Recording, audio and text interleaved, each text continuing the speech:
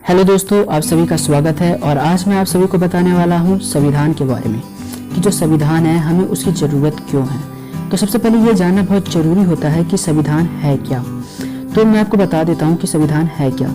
संविधान लिखित नियमों की एक ऐसी पुस्तक है जिसके नियमों का या जिसके नियम जो होते हैं या उसके अंदर जो भी नियम लिखे होते हैं उसका पालन उस देश के रहने वाले सभी नागरिक करते हैं। उस देश के अंदर जितने भी लोग रहते हैं वो उन नियमों का पालन करते हैं जो उस नियमों की लिखी हुई पुस्तक के अंदर होता है।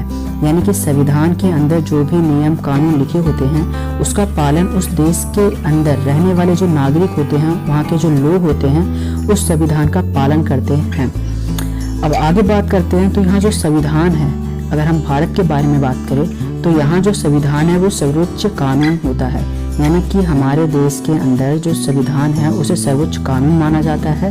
इस संविधान द्वारा नागरिकों के साथ और नागरिकों का सरकार के साथ जो होता है वो संबंध तय करता है।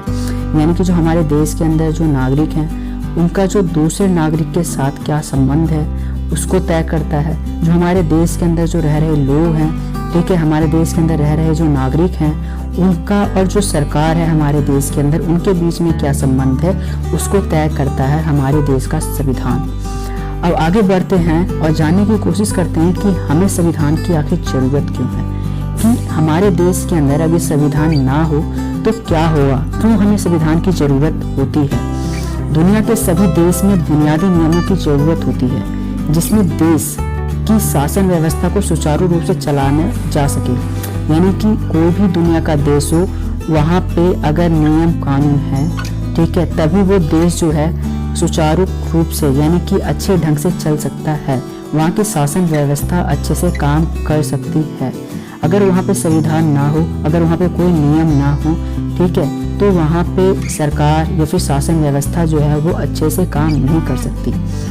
आगे बात करते हैं। यहाँ तक कि कोई भी सरकारी या गैर सरकारी जो संगठन होती है उसको चलाने के लिए भी कायदे कानून अपनाए जाते हैं।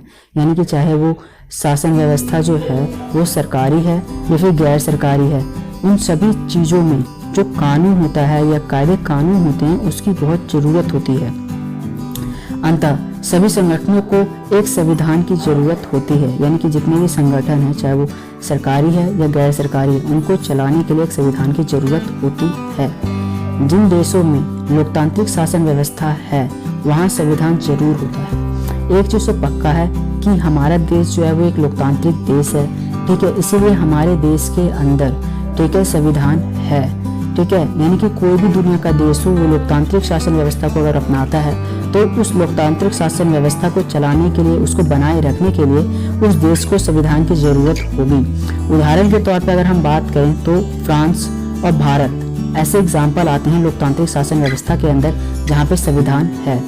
अब आगे बात करते हैं। तो धीरे धीरे लोकतांत्रिक शासन व्यवस्थाओं में सामान्यतः लिखित संविधान अपनाने का चलन हो गया है। यानी कि जो लोकतांत्रिक शासन व्यवस्थाएं हैं अब वे जो है वो लिखी हुई संविधान को मानती है।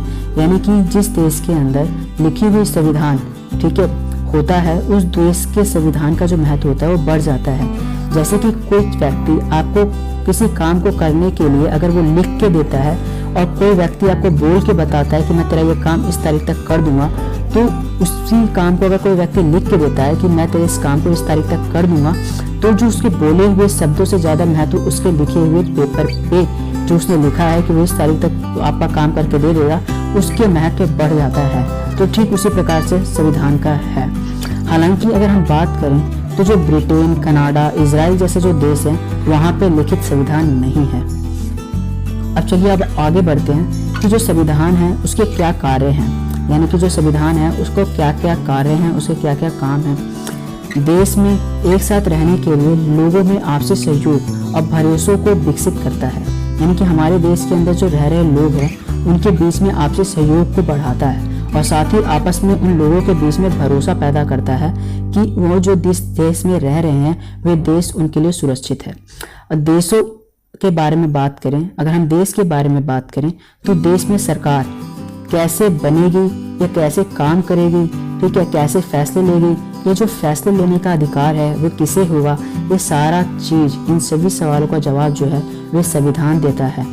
अब आगे बात करते हैं। तो जो तीसरा जो डिफरेंस है या तीसरा जो काम है संविधान का वो ये है कि सरकार के अधिकार की जो सीमा रेखा तय करता है, ठीक है। यानी कि जो संविधान है वो सरकार कब तक रहेगी या सरकार के अधिकार कब तक रहेंगे, इसका काम जो समय सीमा है वो कब तक रहेगी, वो जो है वो संविधान तय करता है।